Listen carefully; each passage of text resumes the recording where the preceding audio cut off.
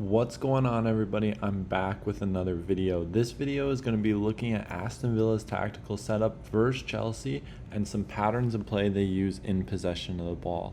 Now, before you get into that, check out both my books. There's links in the description below, and check out my tactics course also in the description. For this video, I'm going to be using a new app. I'll release the name as soon as the app is finished. It's still in the testing phase, but I'll get that out to everyone. So be sure you subscribe so you don't miss the app's name and where to get it. Now for Aston Villa's setup, they go with a back four that had some key details and how they responded to midfield movements along with their two strikers. So we have a 4-box-2 against a 4-5-1 from Chelsea, but Enzo Fernandez played on this right-hand side as more of an attacking midfielder, so he would often jump, making it look more of a 4-4-2. And when they would do this, we would see how the team would respond and how Aston Villa could break them down when the game was 11 versus 11. So with Enzo starting deeper, we would first look at the two center backs from Aston Villa.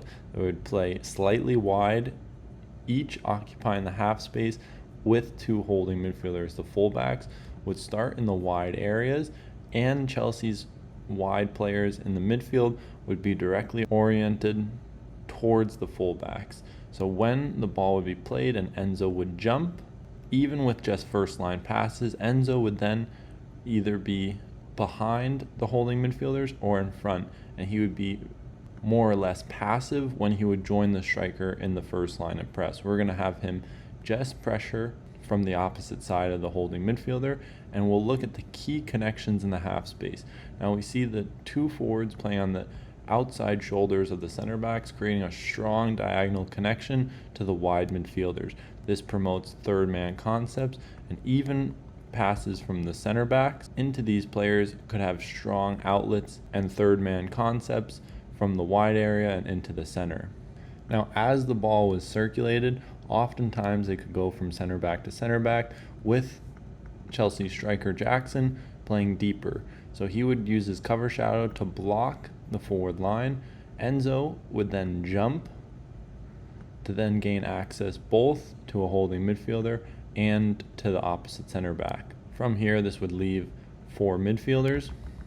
And when the ball would go into the wide area with Matty Cash playing on the right, they would often go to a wider back four. And when the ball would enter the wide area, this would be a trigger for Chelsea to go and shift their midfielders across to have a four-man midfield, but having this weak side slightly detached. Now the back four would play quite narrow because of the pinning center strikers and because of the players in the half space.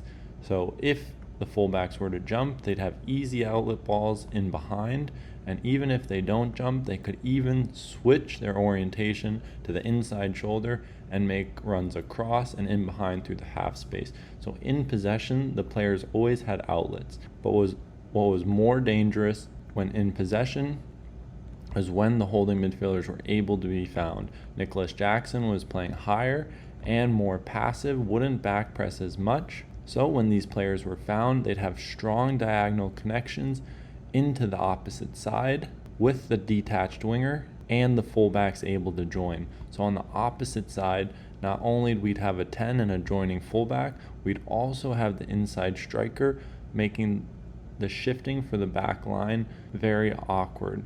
So if the ball was put into the half space, the fullback was pinned because of the advancing fullback from Aston Villa, and the center back would have to come across and shift across to get on the ball side and not let any progressive passes into the final third via the striker. But when the ball would go wide, if the fullback detached, there would be a lot of options to expose the half space, whether it was a forward coming inside and across or underlapping runs from the players between the lines. So with our fullbacks creating width, there became a lot of interesting dynamics now with the midfielders and how they can change their shape.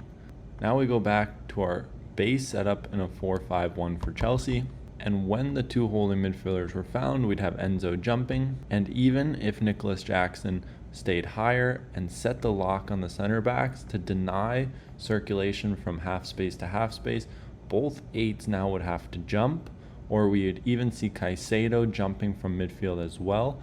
But when both 8s would jump, we'd see a very interesting dynamic happen with these players becoming very man-oriented. And now, with the wingers still oriented towards the fullbacks, we'd have the 10s and the center strikers of Aston Villa now working together. The center strikers would pin the back 4, and now we'd have our 10s being able to close their proximity to one another, as the holding midfielder Caicedo would have to pick a player, usually on the ball side, so he'd come across, and now we'd have a 2 versus 1 against the holding midfielder. We could even stretch them further by entering a width with a fullback coming deeper to detach the wingers and create more space for these players to play through.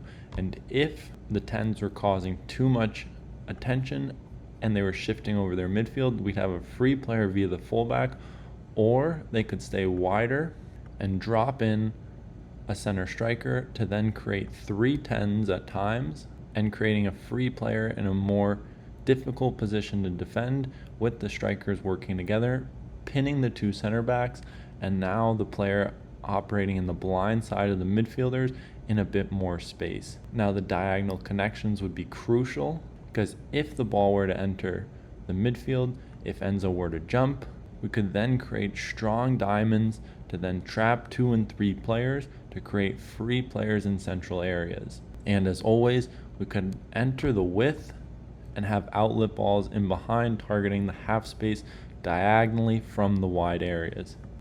And now for our last pattern that caused Chelsea a lot of problems was when Matty Cash would create full width and go very high. Now we'd have Kamara on the right hand side as the right holding midfielder. He could then use this space, drop deeper into the half space, and they could go with one holding midfielder. When this would happen, we'd usually have our left fullback tuck in and stay slightly more narrow, but he could release and have a very free role on this side, creating a 3-1 stable rest defense.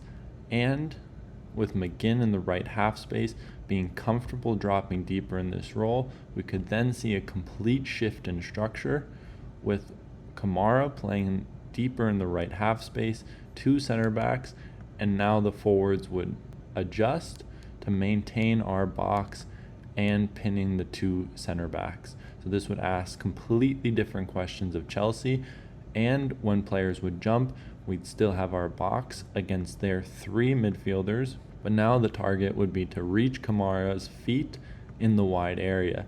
And now the problems that gave Mudryk on this left-hand side, he wasn't accustomed to jumping because he'd be more oriented to the fullback but wouldn't follow because of the distance. So he'd be caught between these 3 players, and we'd always have support through the middle with McGinn dropping in and filling in for the box. And with Jackson and Enzo jumping, they'd often be more passive. So our 2 holding midfielders were usually on. We'd have a strong wide triangle to find the half space, or skip and enter the wide area. So Chelsea's back line would have to shift across, and with our opposite fullback seeing the 2 holding midfielders, he could then be released into the wide area, giving more problems to Sterling on the far side and creating different dynamics. So with our box, diagonal passes were clearly on into each half space going forward, and the Chelsea midfielders couldn't jump because this would